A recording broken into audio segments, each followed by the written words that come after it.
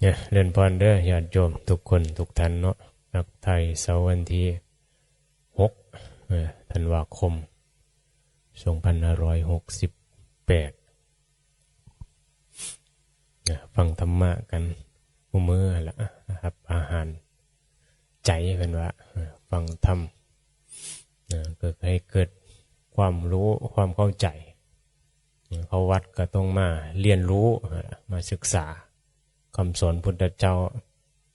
ให้มันมีความเห็นถูกต้องตามหลักคำสอนเพิ่นหรือว่ามีระดับความรู้ส่ำใดเราก็ต้องเรียนรู้ให้ถึงแก่นนั่นแหละ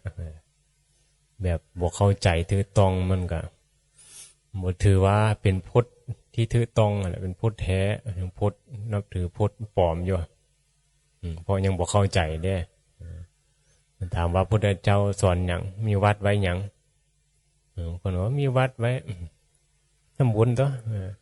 พระเพิ่นไปบวชเพิ่นบวชเฮ็ดหยังสิบวชเอาบุญตัวบวชให้มีเฮาได้ทำบุญแน่เสื้อบาตรแน่ละบางคนคิดไปได้ตามหลักพุทธศาสนาที่พระพุทธเจ้าเนี่ยตรัสรู้มามีวัดไว้เพื่อว่าเขามาศึกษาธรรมะคำสอนเพิ่นโดยเฉพาะอริยสัจเพื่อความพ้นทุกข์เนี่ยมันจึงถูกต้องแม่นบ่เดี๋ยวว่าถามว่าไม่ออก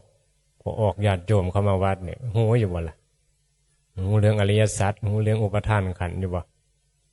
บ่แล้วบ่ฮู้แหละเข้ามาวัดก็ไม่แต่มาถามครูบาอาจารย์มีตัวดีบ่มีของดีบ่เจ้าไปเอาตัวดีของดีหยังไม่ได้ถามเกี่ยวกับพระพุทธเจ้าสอนหยังมีวัดไว้หยังพอเข้ามาวัดมาทำพิธีกรรมเฮ็ดนั้นเฮ็ดนี้นี่เพื่อหยังเฮาสิรวยบ่เฮาสิหายป่วยบ่เฮาสิมีความสุขกับชีวิตแน่นอนบ่ก็คิดไปตามความเชื่อที่ถ่ายทอดกันมาแม่นบ่บ่ได้มีเพิ่มมาอธิบายเฮะได้พิจารณาให้มันถูกต้องเลยเห็นบ่มันหลักที่จริงแล้วพระพุทธเจ้าบรรดาสรู้มาเนี่ยมาสอนด้วยเฮานี่เรียนรู้ชีวิตที่มันมีการเวียนว่ายตายเกิดเนี่ยมันมีเกิดอยู่นี่มันมีทุกข์มันต้องมาเจ็บมาแก่มาตายเนี่ยมันยังพ้นทุกข์บ่ได้มันจะมาสอนให้เรียนรู้สังขารเรียนรู้ความเป็นจริงคือเรียนรู้ทุกข์นั่นล่ะเนี่ยมันมีเหตุมาจากความยึดมั่นในตัวตนคืออุปทานขันธ์เนี่ยมันสิแก้ไขในใดเฮาจังพ้นทุกข์พ้นจากความคิดปรุงแต่งว่ามีตัวตนเนี่ยคือสิ่งสำคัญนี่แหละคือแก่นอย่างว่าถามว่าพอออกไม่ออกเข้ามาวัดรู้อยู่ว่าอุปทานขันธ์5ถามในนี้แล้วยายบางยายบ่ฮู้เรื่องเห็นบ่มันจักแต่แต่งขันธ์5ว่าขันธ์5อีหยังมันก็คือร่างกายเฮาเนี่ยใจเฮาเนี่ยบ่แม่นตัวเฮาเนี่ยบ่รู้มันสิบ่แม่นเฮาแนวใดเนี่ยเห็นบ่มีได้มีเมสซี่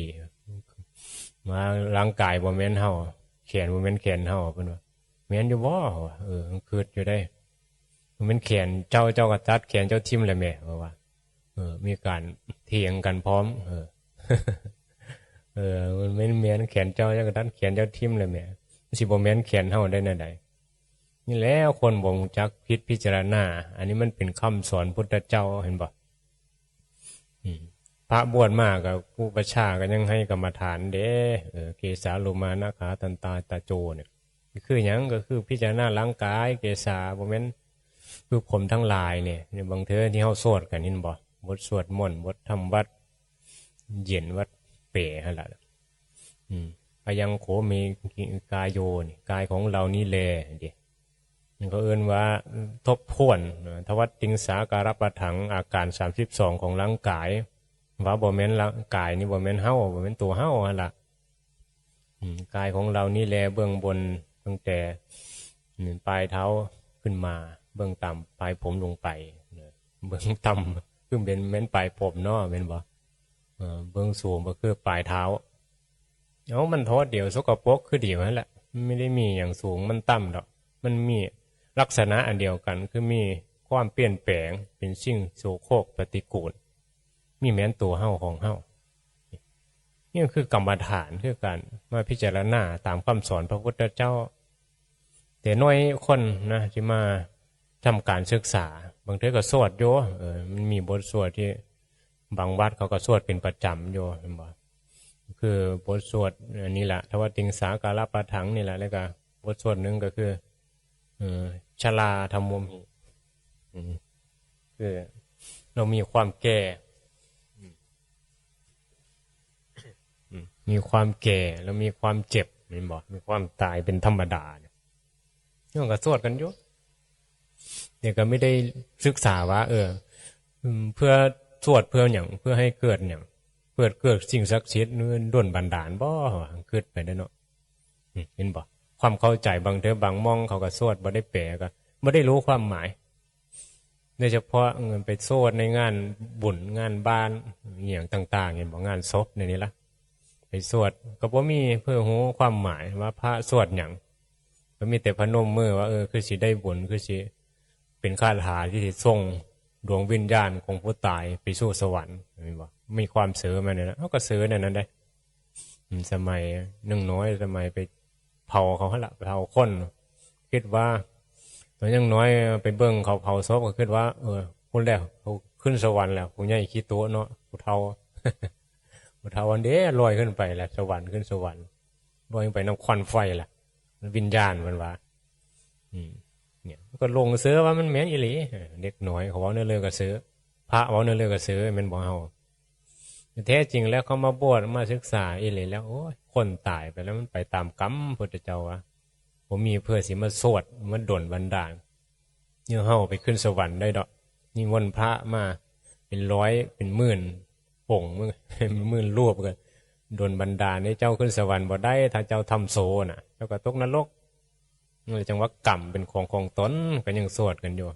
มีกรรมเป็นแดนเกิดมีกรรมเป็นเผ่าพันธุ์มีกรรมเป็นทายาทมีกรรมเป็นผู้ให้ผลเมื่อตายไปแล้วก็ไปตามกรรมเด็กผู้ใดสิไปสวดด่วนบันดาลให้ซอยให้เจ้าพ้นนรกใดเมื่อเจ้าทำโซชีวิตเฮาต้องหูเหตุเห็นนี่บ่เหตุที่เวียนว่ายตายเกิดนี่ก็ยังว่ามันยังมีอวิชชามีความหลงเป็นตัวตนมีอุปทานขันธ์นั่นแหละก็ไปตามกรรมเมื่อกรรมก็มีสองอย่างก็คือบุญกรรมบาปกรรม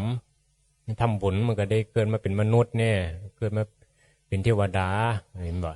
ถ้าทำสมาธิก็ได้เกิดเป็นพรหมถ้าทำโสก็ตกนรกเดี๋ยวฆ่าพ่อฆ่าแม่ฆ่าพระอรหันต์คือเทวทัตยุยงประสงค์ให้แตกแยกกันก็ตกนรกนรกหลุมลึกสุดคืออเวจีนะอเวจีมหานรกตกอยู่ดนก็โม่แล้วคือประเภทนักโทษก็ขังดนโทษนักก็ว่าละกรรมนักอะไรเป็นครุกรรมหนักเห็นบ่จังว่ามันต้องแยกให้มันเปลี่ยนต้องมีความเก่งกลัวต่อบาปเพราะว่าสิ่งที่เฮาเฮ็ดที่เฮาทำเฮาก็ได้รับผลทำบาปกรรมเฮาก็ได้รับผลก็คือความทุกข์ทำบุญกรรมเฮาก็ได้รับความสุขเห็นบ่เนี่ยคือเรื่องของสัตว์โลกได้เนี่ยคือเรื่องของการเวียนว่ายตายเกิดอย่างน่ะพระเดชเจ้ามันก็เห็นสัตว์โลกนี่มันเป็นไปตามกรรมเนี่ยถ้าว่ายังมึงโมโหว่าการมาถอนอุปทานขันเนี่ยคือทางพ้นจากความเกิดความแก่ความตายความเป็นสัตว์โลกถ้าเขายังโมโหเห็นบ่เขาก็ทำกรรมไปเรื่อยๆเห็นบ่เขาสิมีความรู้สึกเป็นตัวเป็นตนกับสิ่งกระทบเนี่ยก็สร้างคนนั้นฮักคนนี้เห็นบ่มันมีตัวตนนะบางทีก็เสยแบบเมื่อมีปัญญาเราเสยแบบข่มไว้เนี่ยเสยแบบบ่ได้สนใจก็มีบ่เสยแบบฤาษีก็อีกแบบนึงนะเขาข่มไว้ด้วยกำลังของสมาธิเขาบ่ได้สนใจในกามนะเสยแบบ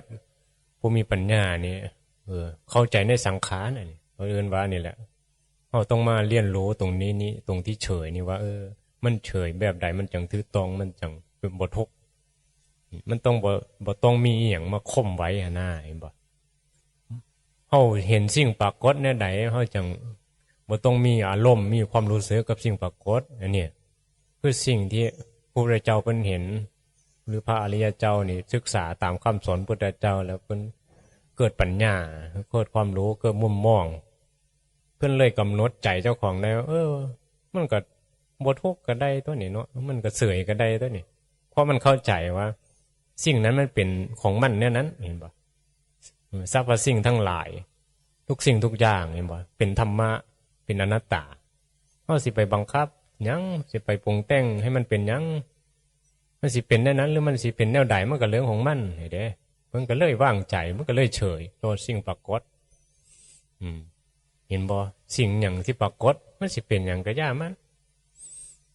แต่มันก็เป็นของมันเป็นตามสมมติเห็นบ่ถ้าว่ามองในแง่ของสมมติ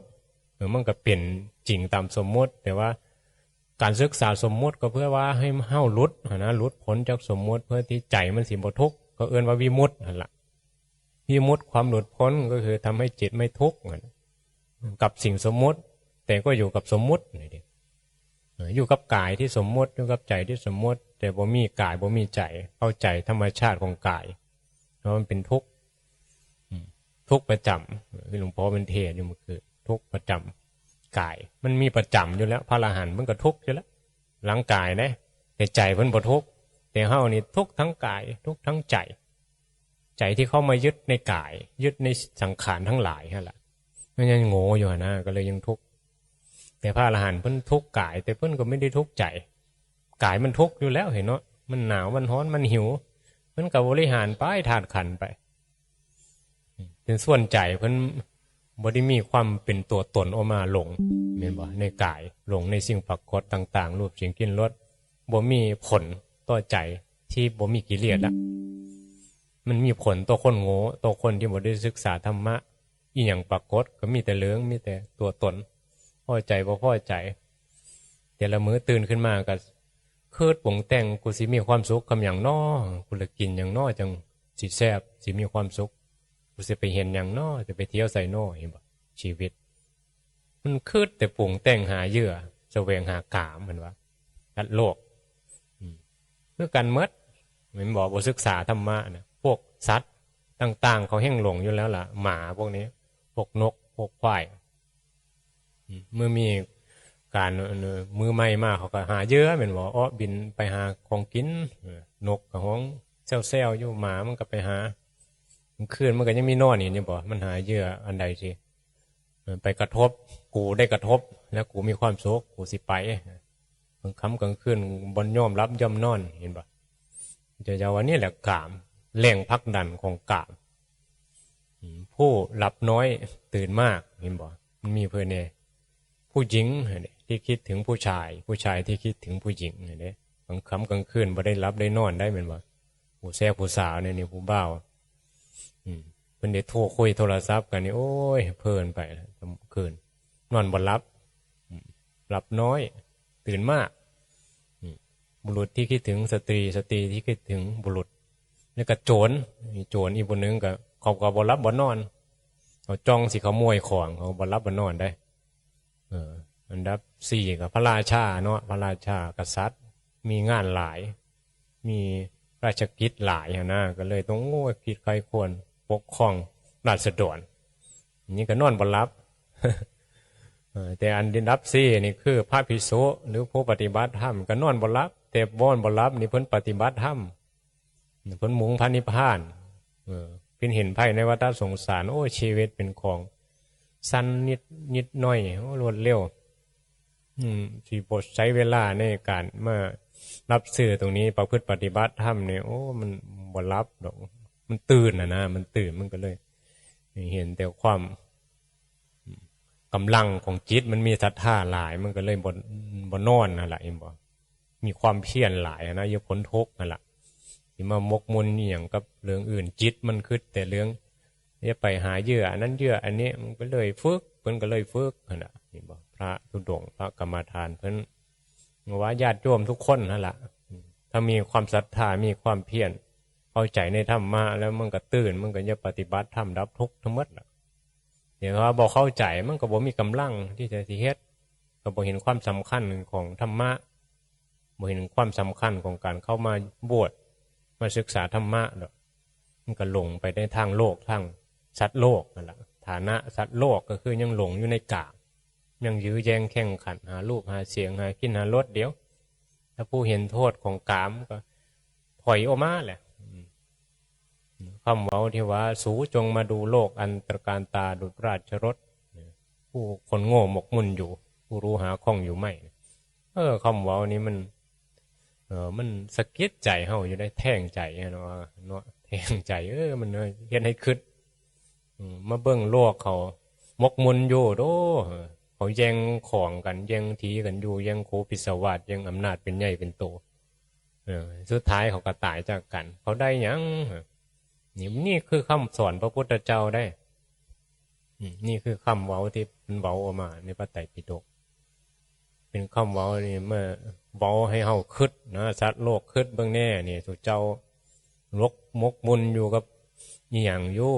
คิดว่าสุขอีหลีบอกกับผัวกับลูกที่จริงมันเป็นความเห็นแก่ตัวเจ้าของที่แต่งงานเนี่ยขึ้นว่าผัวนะสิให้เฮ็ดให้กูมีความสุขเมียเฮ็ดให้กูมีความสุขมันไม่ได้แม้นฮักกันจริงเอาคิดว่าดีได้เนี่ยมันเป็นความทุกข์ความรักคือความทุกข์ความรักในสิ่งที่ปักคดหรือว่ามันต้องการสิ่งนั้นนะมันพอใจสิ่งนั้นมันก็จะได้มาเป็นบ่มันคือนั่นแหละคือความโลภต้องการคือกามตัณหาต้องการโลภอยากเอาเข้ามาพ่อบ่พอใจกันเป็นภาวะตัณหาแหละเป็นบ่ยึดพักก็ไปภาวะตัณหามีไหมภาวะตัณหานี่คือหลงเนาะคือเอาให้อยู่เป็นวิภาวะตัณหาคือจะพักก็ไปบ่ต้องการถ้าก็หมายถึงโกรธนั่นแหละถ้าให้เยอะให้อยู่นี่ก็หมายถึงว่าหลงนั่นแหละก็คือหลงฮักก็จะเอามาหลงสร้างก็พักก็ไปเห็นบอกเพื่อเฮาไปเห็นอย่างนี้เฮาโอ้ยอันนี้ถือใจเฮาก็จะเบิ่งเป็นบอกโอ้อันนี้คือเป็นตาเบิ่งได้บางขี่รถไปก็งวกหลังเหลียวเบิ่งน้ำโอ้ผู้สาวคืองามได้งวกหลังเหลียวเบิ่งน้ำมันดีแต่เห็นคนขี้ร้ายโอ้ยอันหน้านี้บ่เบิ่งนี่นายอันนี้ขี้ร้ายผู้สาวบ่งามเห็นบ่นี่นั่นได้อยู่จิตเห็นบ่คือเดียวเมื่อธรรมชาติของคนจิตใจคนเนี่ยไปคิดแต่ว่าผู้ชายมียิ่งมันมีการกระทบแล้วก็มันก็มีฮักมีสร้างคือกันไม่ได้กิเลสมันตัวเดียวกันเนาะนี่แม้คนละตัวว่าเป็นพระแล้วว่าสิดีกว่าโยมกับบศึกษาธรรมะมันกับบรอดคือหลวงพ่อเป็นบอกว่ามันสิรอดเนี่ยมันก็กูก็ทุกข์กับสิ่งปรากฏได้คือกันโยมเข้าใจก็ได้ศึกษาธรรมะก็พิจารณาใจเจ้าของได้เนี่ยคือเหลืองของธรรมะนะซอยให้เฮานี่โอ้ยสบายอีหลีเลยอยู่ในโลกสิบ่ยื้อแย่งแข่งขันเอายังอยู่ตามฐานะเจ้าของสมควรกับฐานะจนก็โยกไปมันก็มีความสุขได้ไม่จำเป็นต้องรวยถ้าใจมันมีธรรมละถ้าใจบ่มีธรรมรวยทำไหนก็ทุกข์ก็มีเป็นหมื่นล้านแสนล้านเขาก็ยังบ่พอเพราะใจมันยังต้องการอยู่เรื่อยๆอยู่ถ้าใจมันมีธรรมแล้วมันพอตลอดนะเห็นบ่คือหลวงตามหาโวเป็นเห็นอยู่บ่คนมาบริจาคมันก็พอใจบอกว่าผู้ใดบริจาค10 บาทหรือล้านหนึ่งเพิ่นก็พอใจเพิ่นบ่ได้มี